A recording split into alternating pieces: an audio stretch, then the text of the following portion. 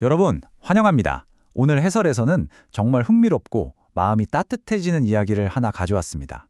단순한 도시 계획이나 기후변화 대응을 넘어서 디지털 기술이 어떻게 인간과 자연을 놀라운 방식으로 연결했는지 보여주는 사례인데요.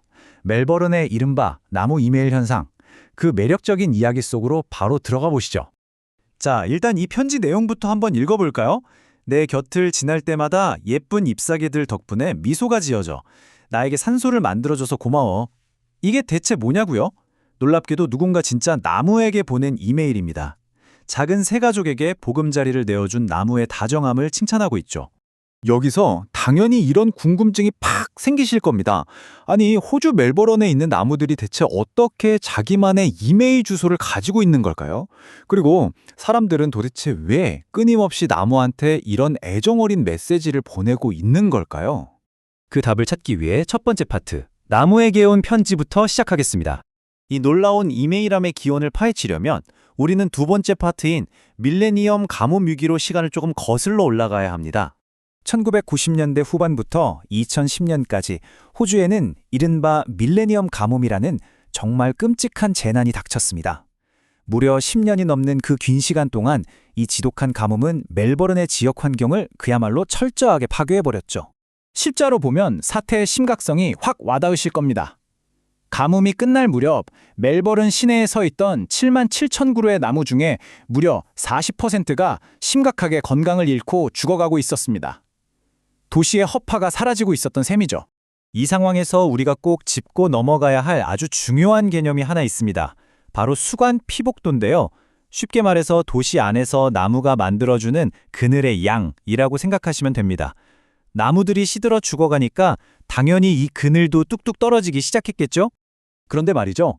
이게 그냥 그늘 좀 없어지고 마는 단순한 문제가 아닙니다. 완전히 위험한 도미노가 시작되는 거예요. 나무 그늘이 사라지면 도시 온도가 확 올라가고 자연스럽게 사람들은 열사병 같은 위험에 노출됩니다. 더우니까 에어컨을 엄청나게 틀어대겠죠? 그럼 에너지 소비가 폭증하면서 온실가스가 더 많이 배출되고 기후변화는 더 심해지는 그야말로 최악의 악순환에 빠지게 되는 겁니다. 이런 연쇄적인 재앙을 그냥 두고 볼 수만은 없었겠죠. 그래서 정부가 발벗고 나섭니다. 세 번째 파트, 도시숲 지도 만들기입니다. 2012년에 멜버른시는 아주 야심찬 전략을 세웁니다. 무려 20년 동안 매년 3천 그루 이상의 나무를 새로 심겠다는 거였죠. 그리고 이 수많은 나무들을 제대로 추적하고 관리하기 위해서 어반 포레스트 비주얼이라는 양방향 온라인 지도를 하나 만들게 됩니다. 이 지도를 보면 색깔이랑 기호를 써서 공원이나 길가에 있는 모든 단일 나무의 위치, 나이, 종류를 한눈에 볼 수 있게 해놨어요. 지도에서 나무를 콕 클릭하면 어떤 종인지 바로 알 수 있는데 여기서 정말 중요한 포인트, 바로 각 나무마다 고유의 이메일 주소가 부여되어 있었다는 겁니다. 사실 시청의 원래 의도는 아주 실용적이고 행정적인 거였어요. 시민들이 저기 나뭇가지가 부러졌네요. 저 나무가 아파 보여요. 하고 쉽게 신고하라고 만든 기능이었거든요. 그런데 결과는요? 아픈 나무를 신고하라고 만든 도구가 뜻밖에도 수천 통의 러브레터와 아름다운 시, 그리고 나무를 향한 깊은 감사를 쏟아내는 감동적인 창구로 변해버린 겁니다. 자, 이제 이야기의 가장 감동적인 반전이 등장합니다.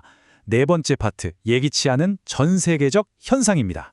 사람들은 나무에게 정말 믿을 수 없을 정도로 감동적인 메시지들을 보내기 시작했어요. 어떤 분은 이렇게 썼다라고요. 내 잎사귀에 부서지는 햇살이 너무 좋아. 낮게 들이운 네 가지들은 마치 나를 꼭 안아주려는 것 같아. 메마른 삭막한 도심 속에서 나무가 사람들에게 얼마나 큰 정서적 위로를 주는지 완벽하게 보여주는 문장입니다. 게다가 더 놀라운 건 뭔지 아세요? 이 이야기가 멜버른을 넘어 전 세계로 퍼져나갔다는 사실입니다. 수천 마일이나 떨어져 있는 러시아에 사는 누군가도 편지를 보내왔어요. 비록 아주 멀리 살고 있지만 우리는 결국 같은 지구, 같은 환경을 공유하고 있잖아? 라고요.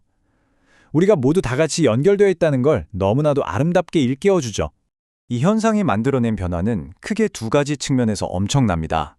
전 세계적으로는 우리가 사는 이 행성을 지키기 위해 다 같이 행동해야 한다는 인식을 확 끌어올렸고요. 멜버른 현지에서는 시민들이 직접 팔을 걷어붙이고 나서게 만들었어요. 나무 크기를 재거나 동물들을 관찰하는 자원봉사 프로그램에 주민들이 자발적이고 적극적으로 참여하게 된 겁니다. 자, 그럼 이제 우리의 마지막 파트, 더 푸르고 연결된 미래를 살펴보겠습니다. 결론부터 말씀드리면 이 나무 심기 프로젝트는 지금 엄청난 성공을 거두고 있습니다. 아까 초반에 말씀드렸던 수감 피복도 기억하시죠? 2012년에 고작 23%였던 이 수치가 목표 연도인 2040년에는 무려 40%까지 2배 가까이 껑충 뛸 것으로 예측되고 있습니다. 결국 멜버른의 이 전략은 단순히 나무 몇 그루 더 살리자는 얘기가 아닙니다. 펄펄 끓는 도시의 열기를 식혀주고 우리가 매일 일상 속에서 자연과 기분 좋게 교감하게 해주는 거죠. 사람들이 밖으로 나와 자연을 즐기게 되니까 결과적으로 시민들은 훨씬 더 건강하고 행복해집니다. 모두가 살기 좋은 진정한 환경이 만들어지는 거죠. 오늘 해설을 마치면서 여러분께 이 질문을 하나 남기고 싶습니다. 오늘 집을 나서며 동네 길가에 서 있는 나무들을 조금은 다른 시선으로 바라보시면 어떨까요? 여러분은 지속 가능한 미래를 위해 우리가 사는 지역의 자연과 어떻게 이런 따뜻한 연결고리를 만들어갈 수 있을까요? 오늘 이 이야기가 여러분의 일상에 작은 영감이 되었길 바라면서 해설을 마치겠습니다. 함께 해주셔서 감사합니다.